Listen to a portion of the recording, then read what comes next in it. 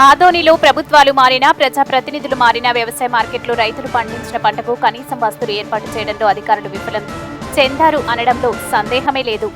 నడపదడప వర్షాలతో అరకొరగా సుమారు 6 నెలలు రైతు రాత్రి పగలు కష్టపడి పండించిన పంటను మార్కెట్ కమిటీకి తీసుకుని వస్తే గంట వ్యవధిలోనే పండించిన పంట మొత్తం నీటిపాలు కావడంతో చాలా మంది రైతులు గంట కన్నీరు పెట్టుకోవడం శుక్రవారం ఆదోని వ్యవసాయ మార్కెట్ కమిటీలో చోటు చేసుకుంది. రైతులు విలపిస్తున్న సన్నివేశాలను చూసి చూపరులను సైతం కన్నీటి పర్యాంతమయ్యారు. ఇంత నిర్లక్ష్యంగా వ్యవహరించిన అధికారులపై ఉన్నతాధికారులు తక్షణమే చర్యలు తీసుకోవాలని రైతులు ఆవేదన వ్యక్తం చేశారు. మార్కెట్ యార్డ్లో రోజు శుభ్రపరిచే పనులు చేయకపోవడమే, డ్రైనేజీలలో చెత్తాచెదారం పడి పేరుకుపోవడంతో నీళ్లు సక్రమంగా డ్రైనేజీలో పోవడం లేదని, మార్కెట్ యార్డును వారంలో ఒక్కసారి లేదా 2 సార్లు మాత్రమే అది పైపైనే శుభ్రపరుస్తున్నారని పలువురు రైతులు ఆవేదన వ్యక్తం చేశారు.